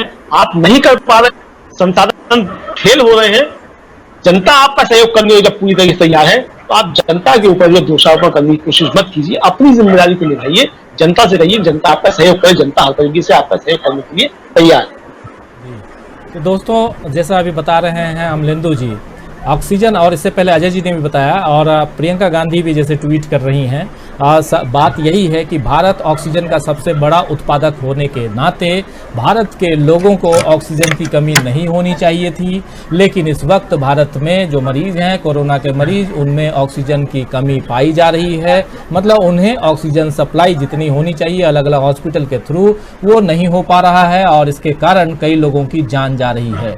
आज जो घटना घटी है नासिक में, वो एक अलग है, लेकिन क्योंकि वो घटना दुर्घटना है वो, लेकिन ओवरऑल जैसा कहा जा रहा है, अभी थोड़ी देर पहले जैसे सर गंगाराम हॉस्पिटल दिल्ली का कहना था कि हमारे पास 5 घंटे के लिए ऑक्सीजन है, हालांकि 6 बजे शाम तक उनके पास ऑक्सीजन की सप्लाई हो गई। लेकिन कई ऐसे हॉस्पिटल हैं जिन्होंने पहले से लिख दिया है नोटिस बोर्ड पे कि हमारे यहाँ ऑक्सीजन नहीं है, इसलिए ऑक्सीजन के डिमांड वाले मरीज को हमारे यहाँ मत लाइए, हम उन्हें नहीं रख पाएंगे। सीबीएस कुमार लिख रहे हैं कि सरकार ने जबरदस्त व्यापार चला रखा है ऑक्सीजन और रेमडेसिविर पर। विदेशों में सप्लाई और प्राइवेट अस्पतालों में नकद बेचा जा रहा है, मगर सेवा के लिए नहीं, क्योंकि मनुष्य की कीमत नहीं है, इनके लिए सिर्फ पैसे हैं। निज़ाम भी हमारे साथ बने, निज़ाम खान बने हुए हमारे साथ, मदीना के मुसाफिर हैं। और सीबीएस फिर से लिख रहे हैं कि दाढ़ी बढ़ाना सुन्नत है, गुजरातियों में इम्तियाज भाई ऐसा लगता है, मगर ये तो टैगोर महान बनना चाहते हैं। देवेंद्र चटर्जी भी हैं। अब चिता उत्सव का डेट घोषित होने वाला है। उत्सव जीवी उत्सव की जब हम बात करते हैं, टीका उत्सव, तो सही कह रहे हैं देवेंद्र चटर्जी जी भी कि अब तो यही होगा कि चिता उत्सव कब है। लेकिन कितना दुखद है, सोच सकते हैं आप कि चाहे कब्रिस्तान हो चाहे शमशान हो, आप आज से लगभग 4 साल पहले जब उत्तर प्रदेश में चुनाव था तो शमशान बनाम कब्रिस्तान लेकर के आए थे, और देश आज वहीं आ गया है। देश में आज शमशान और कब्रिस्तान दोनों जगह लोग मर रहे हैं, लेकिन उनके लिए भी वहां भी जगह नहीं है। ये क्या है, ये सोचने की जरूरत है। और मोहम्मद अली हैं जो कह रहे हैं अच्छी खबर दिखाने वाले से हमेशा कठिन सवाल पूछे जाते हैं, जो झूठ बोलते हैं दिखाते हैं उनसे कोई सवाल नहीं, सच छुपा सकते हैं, सच मिटा नहीं सकते। राजीव जी, आप सच दिखाते हैं, असली में यही है पत्रकारिता। जय हिंद। बहुत धन्यवाद मोहम्मद अली भाई। राजेश तादस्कर भी हमारे साथ बने हुए हैं, तमाम साथी जो अपने अपने कमेंट लिख रहे हैं। लेकिन दोस्तों, जब हम चर्चा कर रहे हैं, और बहुत दुखद है ये सब, ये चर्चा देखिए किसी की खिंचाई करना नहीं, चाहे धर्म की बात हो, चाहे चिताओं की बात हो, चाहे मरीजों की बात हो, चाहे देश में हाहाकार की बात हो, सड़क से लेकर शमशान की बात हो, ये सारी बातें अगर की जा रही हैं तो कहीं ना कहीं दिल में तकलीफ है। और ये तकलीफ आपके दिल में भी है, हमारे दिल में भी है। देश आखिर कहां आ गया है, ये कहां आ गए हम, ये सोचना, ये समझना होगा। और ये अगर समझेंगे, ये सोचेंगे, तो फिर आने वाले चुनाव में सोचेंगे कि हाँ सरकार किसकी बननी चाहिए। और ये बात समझना, सोचना पड़ेगा अब देश की जनता को। हमारे साथ जुड़े रहे भारत शर्मा जी, हमारे साथ जुड़े रहे अमरिंदु उपाध्याय जी, और हमारे साथ जुड़े रहे अजय सिंह जी। आप तीनों को बहुत बहुत धन्यवाद कि आप लोगों ने चर्चा के लिए वक्त निकाला। और दोस्तों, साथियों, शुभचिंतकों, अब ये समय खत्म करने का वक्त आ गया है। ऑलरेडी 12 मिनट एक्स्ट्रा ले चुका हूं आप लोगों का। चर्चा में पता ही नहीं चलता है कि कब वक्त निकल गया, 1 घंटा कैसे बीत गया ये पता नहीं चलता। लेकिन विचारों का ये मंच, आपके विचार, हमारे विचार, सबके विचार आते हैं, ये अच्छा लगता है। मदन लाल जी का कमेंट जरूर पढ़ूंगा। लिख रहे हैं कि मदन राजीव जी, आपको आराम से सुनता हूं, आप अच्छी बात करते हैं, मगर 100% नमी को रोकना विपक्ष के पास कोई भी मुद्दा नहीं है। विपक्ष झूठी राजनीति करता है। बिल्कुल सही, विपक्ष पे हम लोग लगातार हमलावर रहते हैं। मदन लाल जी बिल्कुल सही कह रहे हैं। विपक्ष को मजबूत होना होगा, विपक्ष को मुद्दों के साथ आना होगा, विपक्ष को यह बताना होगा इस देश की जनता को कि हाँ, इस देश में हम भी हैं आपकी मदद के लिए। और सिर्फ जनता, देखिए विपक्ष का काम होता है जनता की आवाज बुलंद करना और हुक्मरानों तक पहुंचाना। अगर विपक्ष आज नहीं कर रहा है तो यह समझने की बात है। आपकी बात से मैं सहमत हूं। सीबीएस कुमार लिख रहे हैं कि देश की जनता आजी जा चुकी है मोदी सरकार से। गणेश सपकोता कह रहे हैं कि ठीक 1 साल पहले घड़ी की सुई ठीक वहीं पर आ गई है जहां ठीक 1 साल पहले थी। वहीं मजदूरों का पलायन और लाशों का ढेर, बिल्कुल सही कह रहे हैं। अफजल मोहम्मद कह रहे हैं राजीव सर आप बहुत अच्छा बोले, बहुत धन्यवाद। असलम चिश्ती कह रहे हैं कि केंद्र सरकार की कोई जिम्मेदारी नहीं है, क्योंकि केंद्र सरकार गिराने, अपनी सरकार बनाने और पेट्रोल डीजल के दाम बढ़ाने, महंगाई बढ़ाने में के लिए बनी है। इसी तरह सिराज अली हमारे साथ हैं। प्रदीप शर्मा कह रहे हैं आप करना बहुत सही बोल रहे हैं, लेकिन इसमें क्या है जो मिडिल क्लास फैमिली है, हर किसी के लिए जो गरीब कब का है। आफसा खान कह रही हैं कि अब मोदी जी कौन सा लुक बना कर आएंगे, हो सकता है किसी नए लुक में रहेंगे। सोमन पांडे कह रहे हैं good night, take care. Devendra Chatterjee कह रहे हैं अब चिता उत्सव का। सलीम भगवान न करे कि चिता उत्सव जैसी भी नौबत इस देश में आए। उत्सव किसी भी इसमें जब कोहराम का आलम है दोस्तों, तब कौन सा उत्सव।